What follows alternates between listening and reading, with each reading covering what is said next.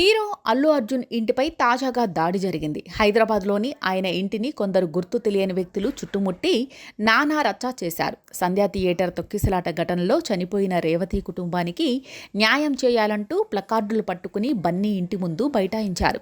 గేట్లు తీయాలంటూ సెక్యూరిటీని కూడా బెదిరించారు. ఇందుకు నిరాకరించడంతో గోడ పైకి ఎక్కి ఇంటిపై రాళ్లు, టమోటాలు విసిరారు. సిబ్బందిపై దాడి. వీరిని అడ్డుకోవడానికి ప్రయత్నించిన బన్నీ సిబ్బందిపై కూడా దాడి జరిగింది.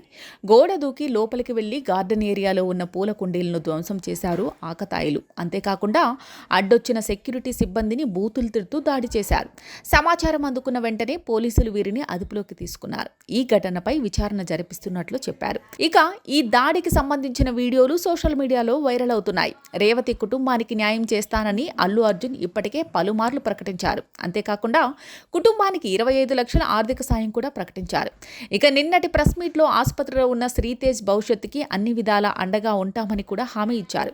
ఇవన్నీ చెప్పినా కూడా అల్లు అర్జున్ ఇంటిపై ఇలా అనూహ్యంగా దాడి జరగడం అభిమానులను షాక్కి గురిచేస్తుంది. అయితే పక్కా ప్లాన్ ప్రకారమే స్టూడెంట్ యూనియన్ పేరుతో ఈ దాడి చేశారంటూ బన్నీ ఫ్యాన్స్ ఆరోపిస్తున్నారు. ఎందుకంటే ఈ దాడికి సంబంధించిన వీడియోలు కేవలం ఒక ఛానల్లో మాత్రమే ప్రసారమయ్యాయి. అది కూడా సీఎం రేవంత్ రెడ్డికి సంబంధించిన టీవీ ఛానలే అంటూ అభిమానులు ఫైర్ అవుతున్నారు. కావాలని టార్గెట్ చేసి అల్లు అర్జున్పై ఇలా దాడి చేస్తున్నారంటూ ఆవేదన వ్యక్తం చేస్తున్నారు. మరోవైపు తనపై సీఎం రేవంత్ రెడ్డి చేసిన ఆరోపణల్ని పూర్తిగా అవాస్తవమని అల్లు అర్జున్ ప్రెస్ మీట్లో చెప్పారు. పూర్తిగా తన వ్యక్తిత్వాన్ని కించపరచడం కోసమే ఇలాంటి ఆరోపణలు చేస్తున్నారని ఎమోషనల్ అయ్యారు. తెలుగు సినిమా స్థాయిని పెంచడానికి తాను సినిమాలు చేస్తుంటే మనల్ని మనమే లాక్కునే ప్రయత్నాలు ఇవన్నీ అంటూ బన్నీ అన్నారు. సంధ్యా థియేటర్ తొక్కిసలాట ఘటన పూర్తిగా దురదృష్టమని, ఎవరు కావాలని చేసిన ఘటన కాదంటూ మరోసారి క్లారిటీ ఇచ్చే ప్రయత్నం చేశారు.